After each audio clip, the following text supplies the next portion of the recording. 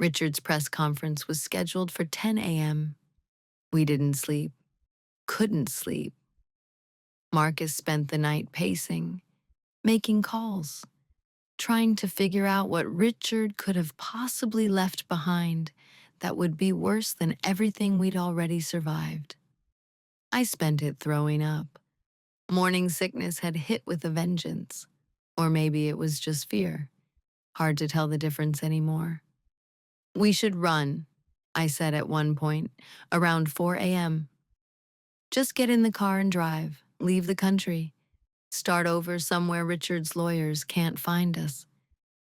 Marcus stopped pacing, looked at me with hollow eyes. We can't run from evidence that's already been released. Whatever it is, it's out there now. Running just makes us look guilty. He sat down heavily. Besides, where would we go? Richard spent 20 years planning this. You think he didn't account for us running? He was right. Of course he was right. We were trapped again, just when we thought we were free. What could it be? I whispered. What could be worse than everything that came out in the trial?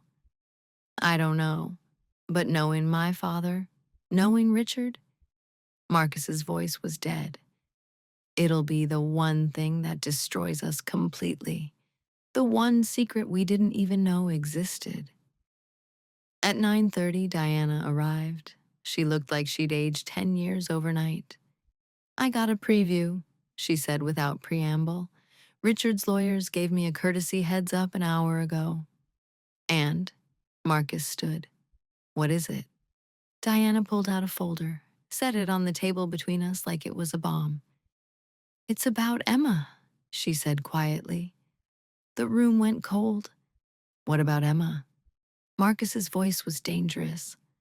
Richard has medical records from the hospital where Sophia miscarried.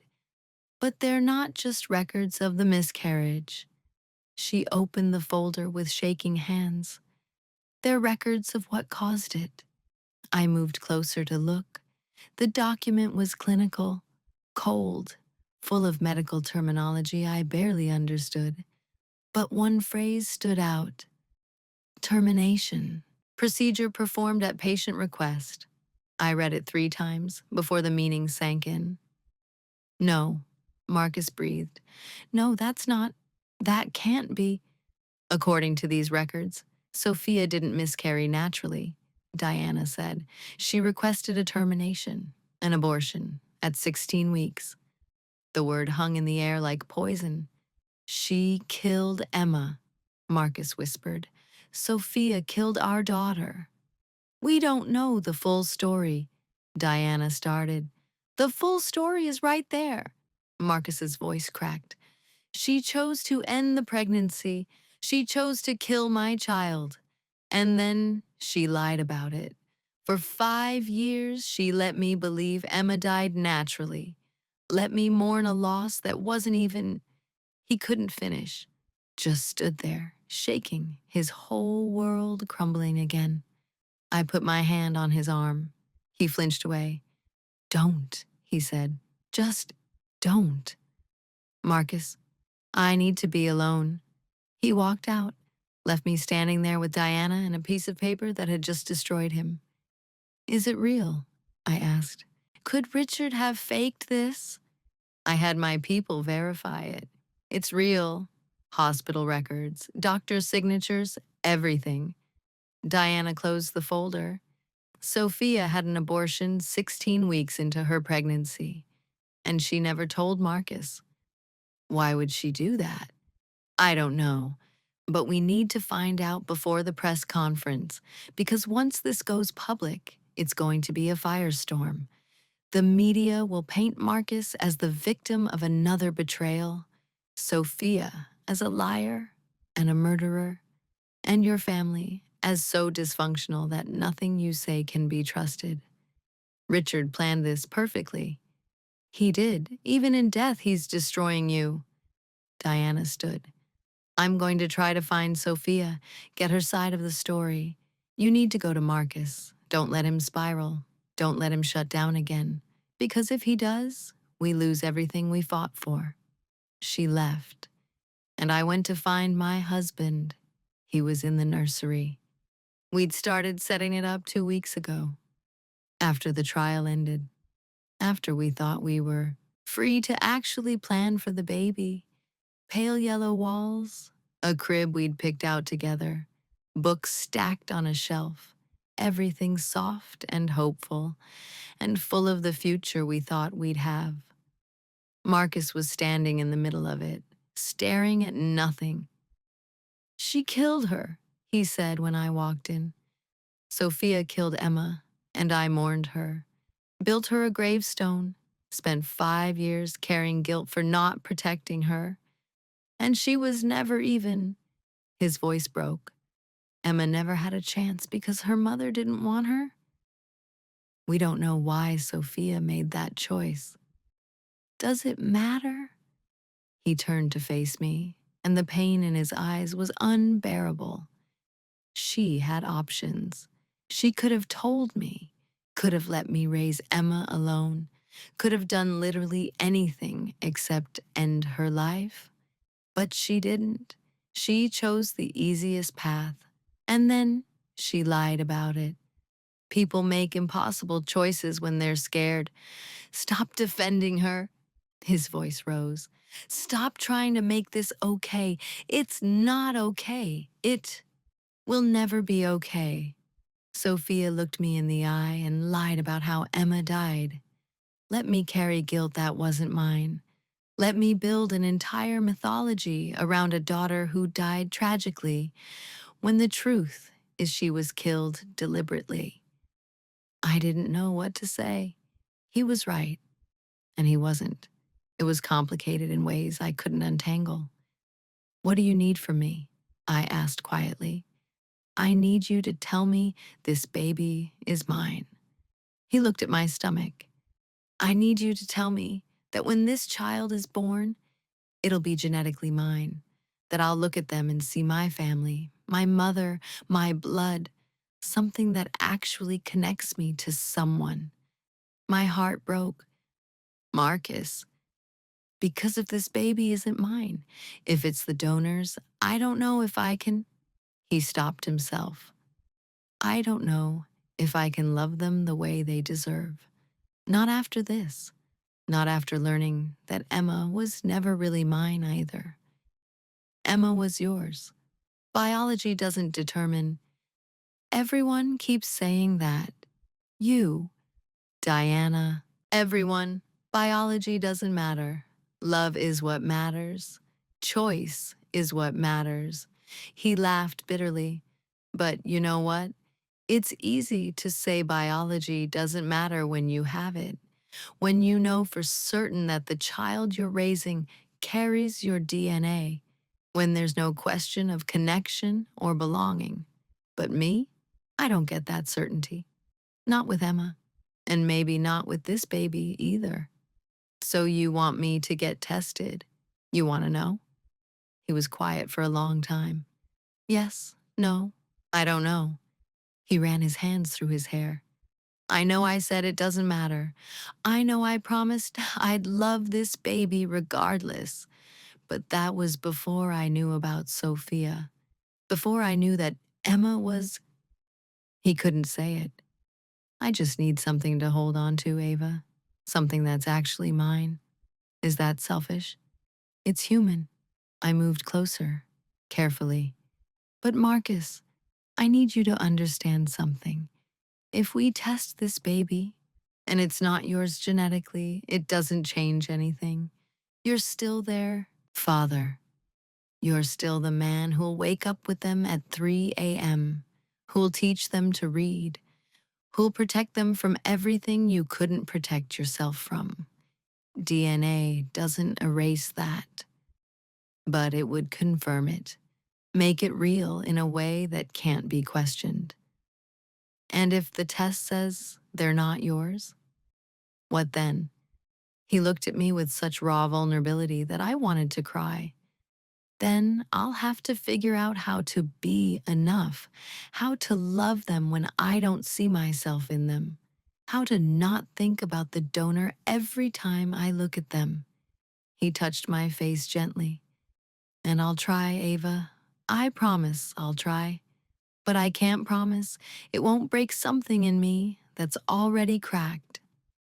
I took his hand and placed it on my stomach. They're not moving yet. Too early, but in a few weeks you'll feel them kick. And when you do, I need you to remember something. I looked him in the eye. This baby exists because we chose each other, because we fought for each other, because we loved each other enough to survive something that should have destroyed us. That's what makes them ours. Not DNA, not genetics. Us. The choice to be a family even when it's hard. I want to believe that. Then believe it. Choose to believe it. I squeezed his hand. And if you can't right now, if this news about Emma makes that impossible, then I'll believe it for both of us until you can again. He pulled me into his arms, held me like I was the only thing keeping him standing. I'm sorry, he whispered, for doubting, for being weak, for not being the man you deserve. You're exactly the man I deserve, the man I chose, broken parts and all. We stood there in the nursery we'd built together, holding each other while the world prepared to tear us apart again. And I made a decision. I'll get tested, I said.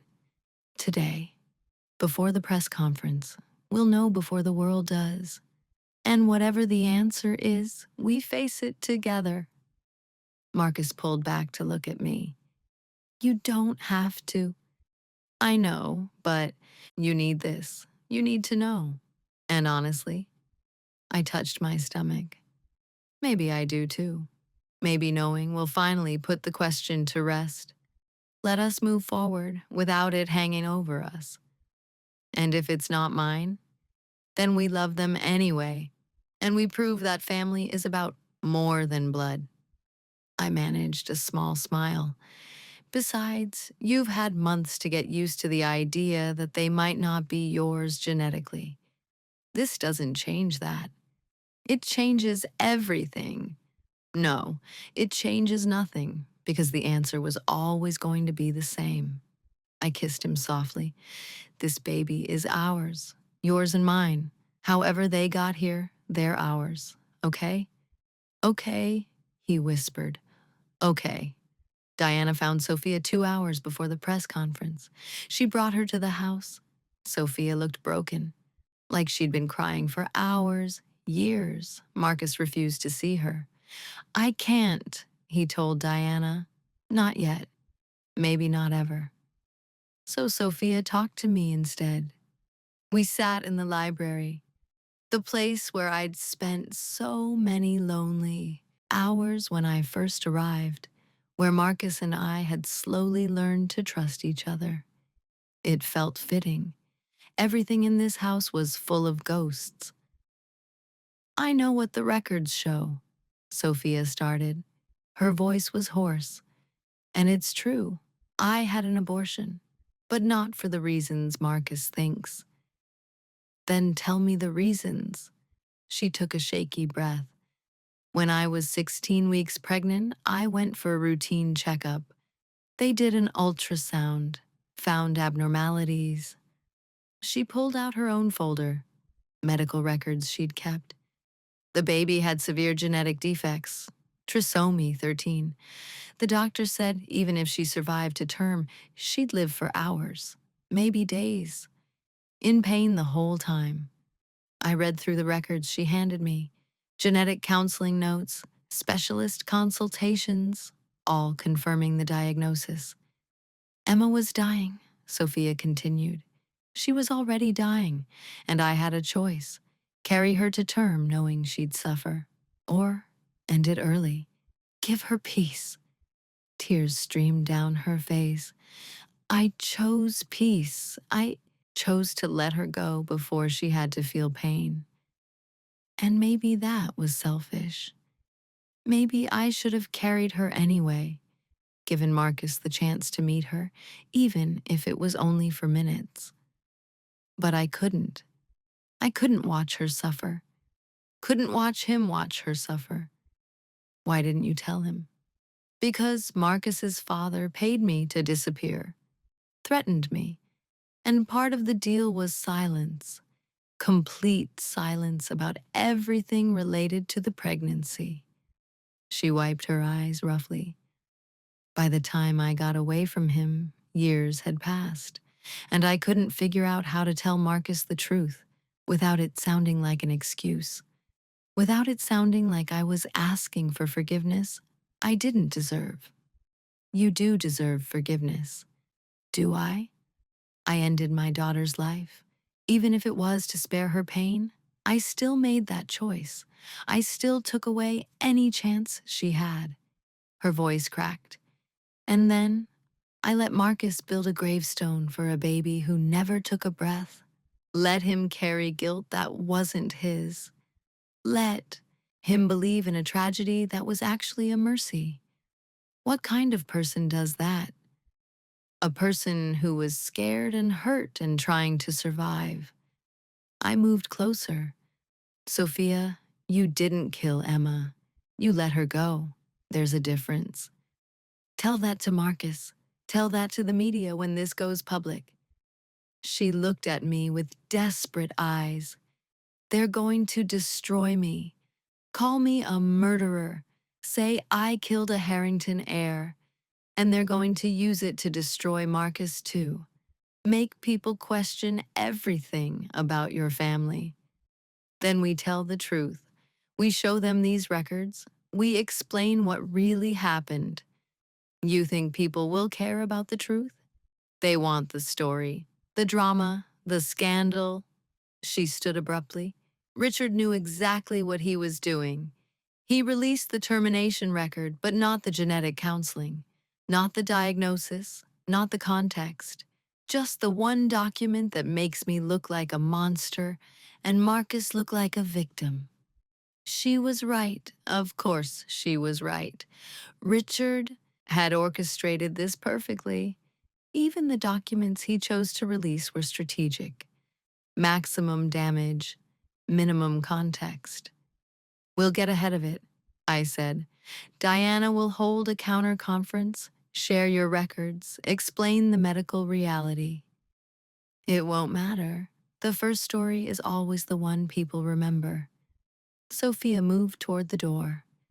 Tell Marcus I'm sorry for all of it, for not being brave enough to tell him the truth, for letting Richard use Emma against him one more time, for everything.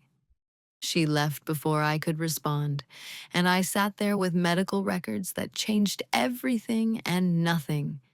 Emma hadn't been murdered. She'd been Mercy. But would Marcus see it that way?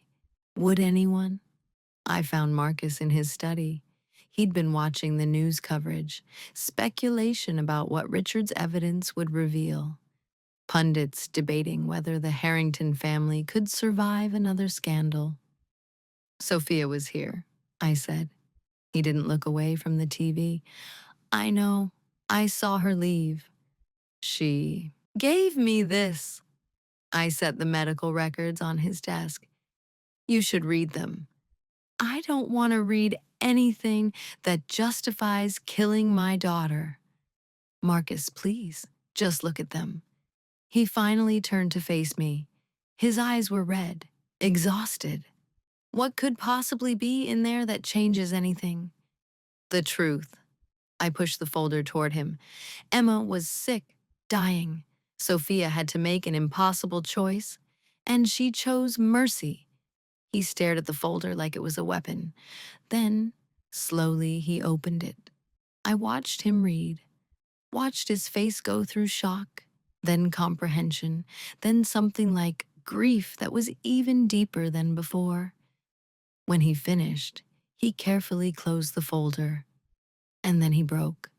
Not like before, not angry or bitter, just broken. He put his head in his hands and sobbed, deep, wrenching sobs that shook his entire body. I went to him, held him while he fell apart.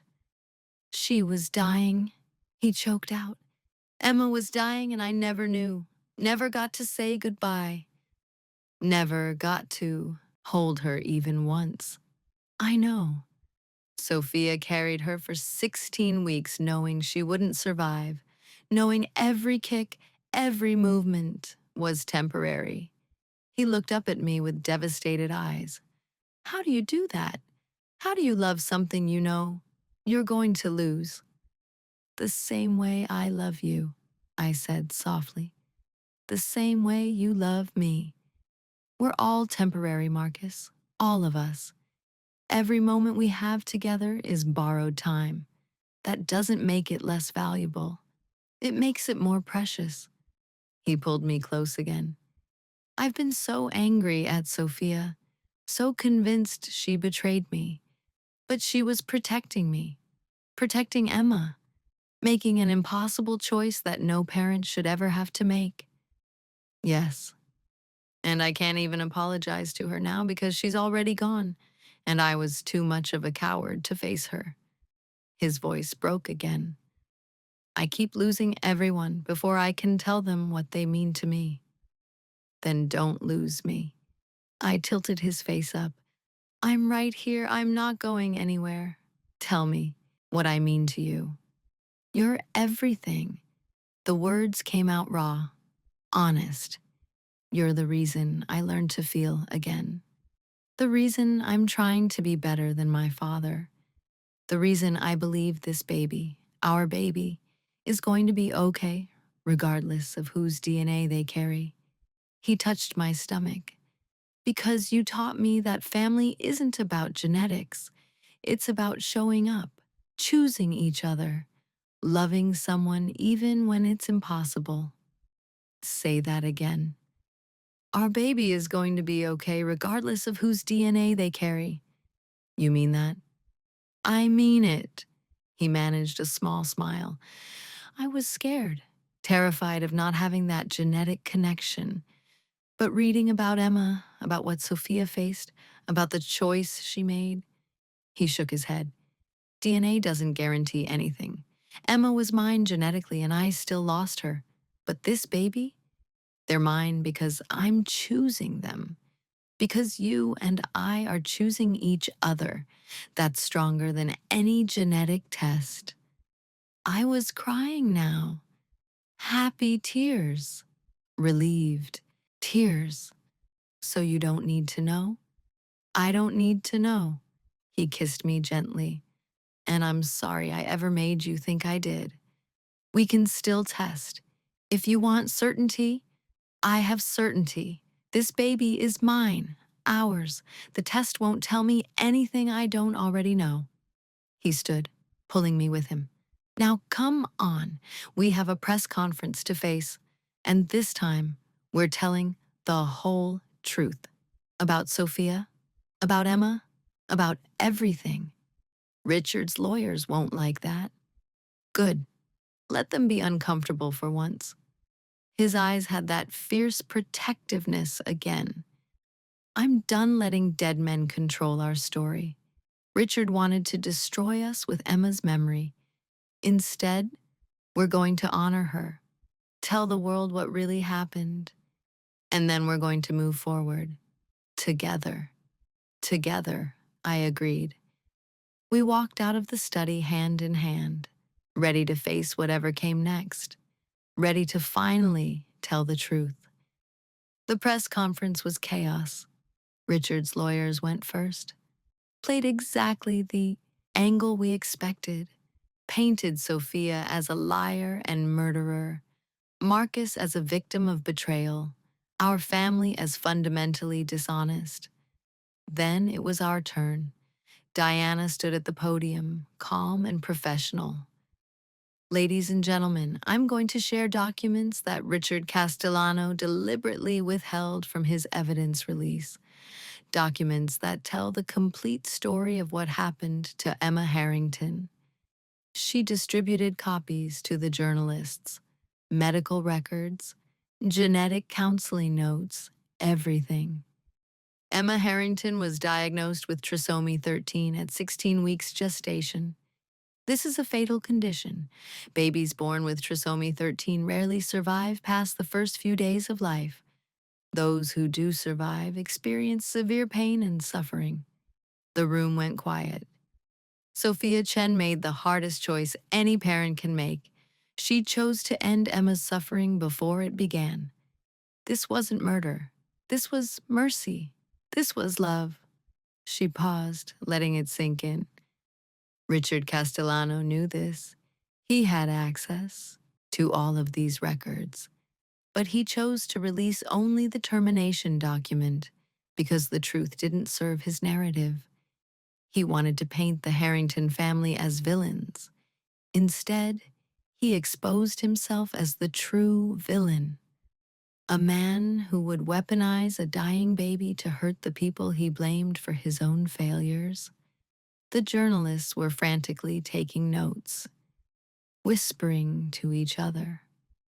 Marcus and Ava Harrington have survived 2 decades of manipulation, blackmail, and abuse. They've survived contracts designed to control them and threats designed to destroy them. And they're still standing, still choosing each other, still building a family based on love, not obligation. She looked directly at the camera. That's the real story, not Richard's revenge, not manufactured scandals, 2 people who loved each other enough to survive the impossible, and a baby who never took a breath, but changed everything anyway. Diana stepped back. Marcus stepped forward. I held my breath. My daughter Emma died before I ever got to meet her, he said. His voice was steady, clear. And I blamed myself for that, blamed my father, blamed Sophia, spent 5 years carrying guilt that wasn't mine to carry. But today I learned the truth. Emma was sick, dying, and her mother made a choice I hope I'm never forced to make. She chose mercy over hope, peace over pain. And that wasn't betrayal. That was love. He looked at me. I'm about to become a father again. And this baby might not be mine genetically. We used IVF with a donor to escape a contract that was destroying us. But you know what? It doesn't matter. Because this baby is mine in every way that counts. I'm choosing them. My wife is choosing them. We're building a family based on choice, not biology. And that's stronger than any DNA test. The room erupted with questions. Marcus ignored them. He took my hand and we walked out, together, for the last time in this fight, because it was finally, truly over. The media coverage was actually kind. Most outlets ran with the mercy angle, praised Sophia's difficult choice, criticized Richard for weaponizing a tragedy. Some still questioned our use of IVF, our motives, our honesty. But most people understood, or tried to. We'd survived so much that people wanted us to have a happy ending, and maybe we were finally going to get one. 2 weeks later, Sophia came back. She knocked on the door like a stranger, hesitant, afraid. Marcus answered. They stood there for a long moment, just looking at each other. Then Marcus said, "Thank you." "For what?" "For loving Emma, for making the choice I couldn't have made, for carrying that burden alone for 5 years." His voice was thick with emotion. "And I'm sorry for not being there, for not being strong enough to protect you from my father, for letting you face all of it alone." Sophia started crying. "I'm sorry too, for leaving, for not telling you, for not trusting you with the truth. We were both victims of my father, of Richard, of circumstances we couldn't control." He held out his hand. "But we don't have to stay victims. We can choose to move forward differently." She took his hand. "Friends? Friends." He managed a small smile. "And Emma's parents, always." They hugged, Finally, after 5 years of anger and guilt and misunderstanding, they let it go. And I watched, crying, realizing that this was the real victory. Not the trial, not Richard's conviction. This, forgiveness, healing, moving forward. That night I felt the baby kick for the first time. Just a flutter. So small I almost missed it. But Marcus felt it too. His hand was on my stomach when it happened. His eyes went wide. Was that? That was them. I laughed through happy tears. That was our baby. He pressed his face against my stomach, talking to the baby we'd chosen together. Hey there, he whispered. I'm your dad. I know we haven't met yet, but I already love you. So much it scares me. And I promise I'm going to be better than my father. I'm going to show up, be present, love you even when it's hard, especially when it's hard. I ran my fingers through his hair, watching him bond with a baby who might not share his DNA. And I realized something. We'd won. Not because Richard was in prison, not because the contracts were void, but because we'd learned to love without conditions, to choose family, to build something real out of impossible circumstances. That was our victory. That was everything. But life has a way of surprising you just when you think you have it figured out. The test results came in the next morning. I hadn't ordered them. Marcus hadn't ordered them, but Diana had. As part of the legal cleanup, making sure every detail was documented in case Richard's estate tried one more attack. She called us into her office to deliver the news personally. I want you to know, she said carefully, that this doesn't change anything legally. The contract is void. Richard's estate has no claim. This is purely informational. We don't want to know, Marcus said immediately. We decided, I think you do want to know this. Diana slid an envelope across her desk. Because it changes something you've both been assuming. I looked at Marcus. He looked at me. Together we opened the envelope, read the results, and started laughing. Because the test didn't just show one result. It showed two. I wasn't carrying one baby. I was carrying twins. One from the IVF procedure, one conceived naturally, one genetically from the donor, one genetically Marcus's. Both ours, both chosen, both loved. Of course, Marcus said, still laughing. Of course it would be both. Why would anything about us be simple? I was crying and laughing at the same time. We're having twins. We're having twins, he repeated like he couldn't quite believe it. Diana smiled. Congratulations, both of you. You're going to have your hands very full. We left her office in a daze. 2 babies, one from each path. One from desperation, one from love, both ours, both miracles. I guess the universe has a sense of humor, I said. I guess it does. Marcus pulled me close. Or maybe this is exactly what we needed. Proof that it doesn't matter how they got here.